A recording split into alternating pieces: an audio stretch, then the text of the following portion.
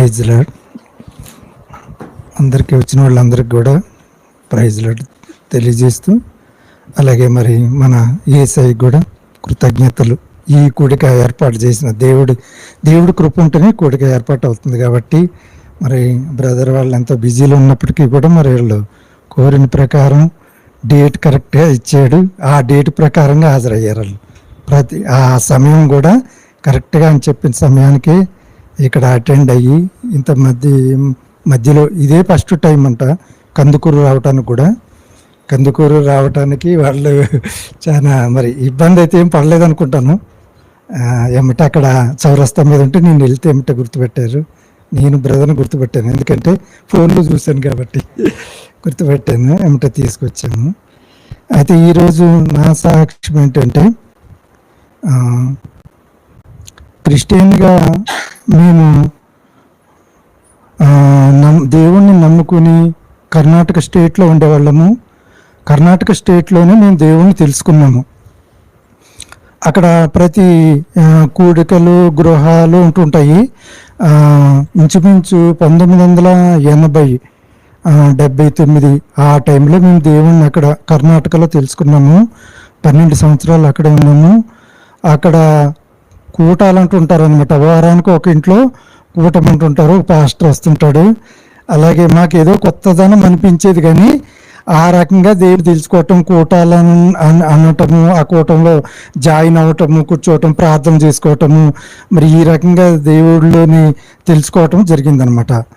ఆ రకంగా అలాగ తెలుసుకున్న తర్వాత బలపడటము, దేవుడిలో లోతుపాతులు, అంటే దేవుడిలో ఏదో మామూలుగా వెళ్ళి ఏదో కూటమంటున్నారు, కానీ పూర్తిగా దేవుడు అంటే ఏంటో అనేది కూడా క్లియర్గా తెలియదు. యేసుప్రభు అంటే వెళ్తున్నారు చేస్తున్నారు అనటమే తప్ప మా కుటుంబాలు అందరూ కూడా ఆ దేవుణ్ణి తెలుసుకోవటము కొత్త స్టార్టింగ్లోని ఆ రకంగా మరి కూటాలు జరిపించుకోవటంలో ఆ రకంగా 35 సంవత్సరాలు అవుతుంది.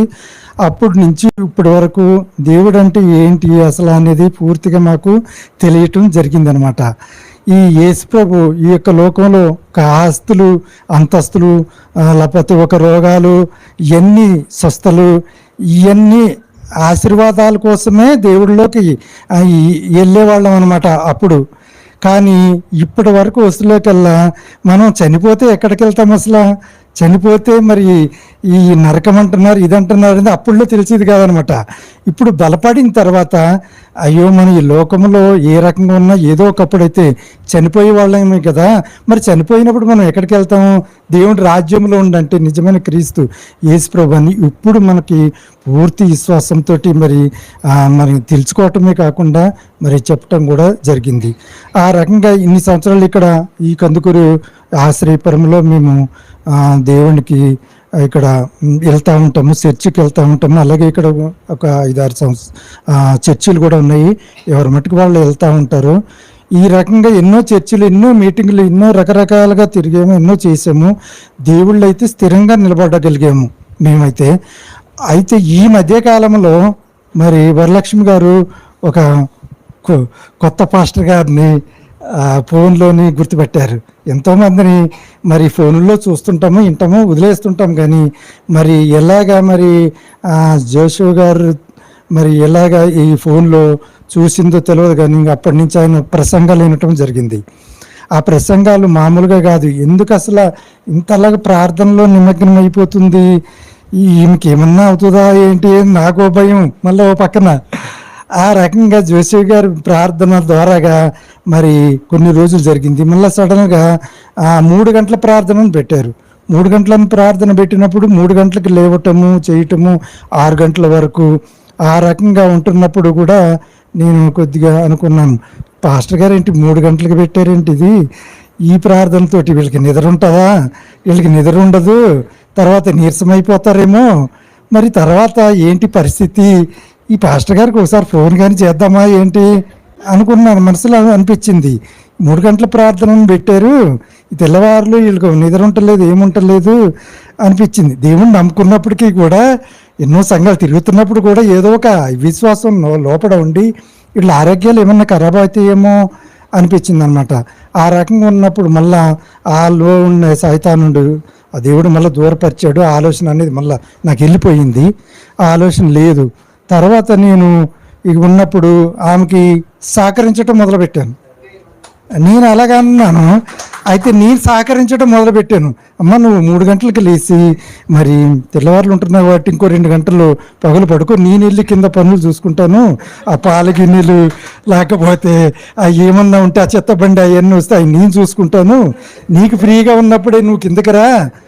అలాగా పాస్టర్ గారినే మాట్లాడదాం అనుకున్నవాడిని. నాలో మరి అది తొలగిపోయి నేను ఆమెకి సహకరించటం జరగటం వల్ల ఆమె ఇంకా బలపడింది పాస్టర్ గారు దాంతో అనమాట. అలాగే స్తుతి కూటాలు, స్తుతి చెల్లించటంలో ఎక్కువగా నిమగ్నం అయిపోయి ఆ రీతిగా మరి మా గృహంలో మరి ప్రారంభించుకుంటున్నప్పుడు మరి నాకు సడన్గా ఒక యాక్సిడెంట్ రూపంలో నాకు ఇక్కడ పారాసిస్లాగా తెల్లార్తులకి ఈ దవడ సైడ్ అయిపోయింది, చెవిలో ప్రాబ్లం వచ్చింది, చెవిలో నుంచి కంటికి వచ్చి కన్ను కనపడటం మానేసింది. తెల్లార్తులకే మానేస్తులకల్లా ఏంటి ఇలా సడన్గా వచ్చింది, అది ఏమో మామూలుగా వచ్చిందేమోలే, అది వెళ్ళిపోతుందిలే అని నేను అనుకున్నాను. కానీ అది తీవ్ర స్థాయికి వెళ్ళిపోయింది అనమాట. ఈ కన్ను వల్ల ఈ కన్ను కూడా కనపడటం మానేసింది. ఒక వెహికల్ తోలటం లేదు, ఒక నడవాలంటే కూడా సేక్ అయిపోతుంది. దారి ఈ పక్కన ఉంటుంటే ఇంకో సైడ్ చూపిస్తుంది.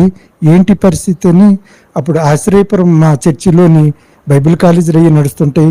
అప్పుడు బీసీ పాల్ గారిని సిటీ నుంచి వస్తారు. అయ్యా పరిస్థితి ఇట్లా సడన్గా ఇలాగ కన్ను షేక్ అయిపోయింది, కనిపించటం లేదు. తర్వాత ఈ పాటలన్నీ కూడా ఏదో తేడాగా అనిపిస్తున్నాయని నేను చెప్పినప్పుడు అప్పుడు అయ్యగారు ఒక డాక్టర్ని సిటీలో ఉన్నారు, వాళ్ళకి చూపిద్దామంటే కంటి డాక్టర్ దగ్గరికి వెళ్తే కన్ను క్లియర్గా ఉంది, కంటిలో ఏ దోషము లేదంటారు, కన్ను చూస్తే కనిపించదు, అంట్లోకల్లా నరాల డాక్టర్ దగ్గరికి వెళ్ళాలి అని అన్నారు. ఈ కంటి డాక్టర్ ఏం చెప్తున్నాడంటే, బాబు నీకు 3 నెలలు పట్టచ్చు, 4 నెలలు పట్టచ్చు ఈ కన్ను రావాలంటే, కానీ ఇది సమస్య కాదు ఇది అని ఆయన చెప్తాడు. అదేంటండి నేను 4 నెలలు అంటే ఆయన ఇంకా ఏమంటాడు, అసలు నీకు వస్తుందో రాదో అంటాడు. అదేంటండి కన్ను రాకపోతే ఎలాగా ఉంటాము, ఎలా తిరుగుతాము, ఇప్పటి నుంచి ఇలాగా ఉంటే ఎలాగండి అంటే, ఇన్ని రోజులు తిరిగావు, ఇన్ని రోజులు బండ్లు తోలేవు, కారులు తోలేవు, నీకు సరిపోదా, ఇప్పుడు కూర్చో ఒక దగ్గర అంటాడు. అదేంటండి అని అంటే అబ్సెంట్ అయ్యాను, బయటకు వచ్చాము, వేరే డాక్టర్ దగ్గరికి వెళ్ళాము, నరాలు ఏదో అన్ని పరీక్షలు చేశారు, ఏదో ఒక నరము ఏదో తేడా వచ్చిందని నన్ను ఆయన చెప్పారు. చెప్పిన తర్వాత అలాగే నేను మరి సిటీలో డాక్టర్ దగ్గరికి వెళ్ళి మా అమ్మాయి వాళ్ళ ఇంటికాడే ఉన్నాను, మా అల్లుడు తీసుకొస్తున్నాడు. అదే టైంలో మరి మన జోషి గారు ప్రార్థన స్తుతి కూటము, వరలక్ష్మి గారు మొదలు పెట్టడము, ఇక్కడ ఎక్కువ స్తుతిని ప్రేమించింది ఆమె, ఎక్కువగా స్తుతి స్తోత్రము, థ్యాంక్ యూ జీసస్. ఈ థ్యాంక్ యూ జీసస్ మాట ఎక్కడ వినలేదే నేను ఇంతవరకు. అసలు ఎన్ని సంఘాలు తిరిగాను, ఎన్ని చేశాను, థ్యాంక్ యూ జీసస్ ఏంటని కొంచెం నవ్వు కూడా వచ్చింది ఆ టైంలోని. అది తర్వాత అలవాటు అయిపోయింది. థ్యాంక్ యూ జీసస్ అనటంలోని అందరికీ నేర్పేసింది. మొత్తం ఇక్కడ ఉన్న వాళ్ళందరూ థ్యాంక్ యూ జీసస్, ఎవరు చూసినా అదే మాట్లాడితే పలకరించుకోవటంలో థ్యాంక్ యూ జీసస్. అదే ఇలాగ థ్యాంక్ యూ జీసస్ అనటంలోని చాలా శక్తి ఉంది అనిపించి ఫస్ట్లో నేను 4-5 సార్లు ఏదో అనుకుంటున్నారులే కానీ నాకు ఇష్టం లేదులా పదవి అనుకున్నాను నేను. తర్వాత నేను మొదలుపెట్టాను థ్యాంక్ యూ జీసస్ అని. మొదలు పెడితే అది చాలా పనిచేస్తున్నట్టుగా అనిపించింది నాకు కూడా. పనిచేసి అది చాలా శక్తివంతమైన మాట, దీన్ని మనం విమర్శించకూడదు, తక్కువగా కూడా మాట్లాడకూడదు అనుకుని ఇప్పుడు చాలామంది థ్యాంక్ యూ జీసస్ అనే పదాన్ని ఉపయోగించారు. అలాగే వాళ్ళకి ఎన్నో మేలు కూడా జరుగుతున్నాయి. ఆ రీతిగా మరి ఇక్కడ ఈ స్తుతి కూటము ఏర్పాటు చేసి స్తుతి చెల్లిస్తూ మరి అదే రీతిగా మరి ఇక్కడ శనివారం కూడా ప్రేయర్ చేసుకుంటారు వీళ్ళంతా. ఆ ప్రేయర్లో నా గురించి కూడా మరి స్తుతితోటి మళ్ళీ ప్రార్థన చేసినప్పుడు వాళ్ళు నేను బలపడ్డాను. తర్వాత నా ఆరోగ్యం కుదుటపడింది. ఆయన డాక్టరే సాధ్యం కానీ ఇది నాకు మళ్ళీ కన్ను రావటం జరిగింది. మునుపటి కన్ను కంటే ఇంకా శ్రేష్టంగా ఇచ్చాడు దేవుడు. క్లియర్గా చాలా బాగా అక్షరాలు, చిన్న అక్షరాలు ఒకప్పుడు కనపడేసరికి ఇప్పుడు చాలా బాగా కనపడుతున్నాయి. దేవుడు ఆ స్తుతితోటి మరి అన్నగారు ప్రార్థనలతోటి ఆ స్తుతి థ్యాంక్ యూ జీసస్ ఈ రకంగా స్తుతించడం వల్ల నాకు చాలా బాగుపడ్డాను నేను. మరి దేవుడు ఇంతగానో నన్ను మరి స్వస్థత ఇచ్చినందుకు కృతజ్ఞతలు చెల్లించుకుంటున్నాను. Praise lord.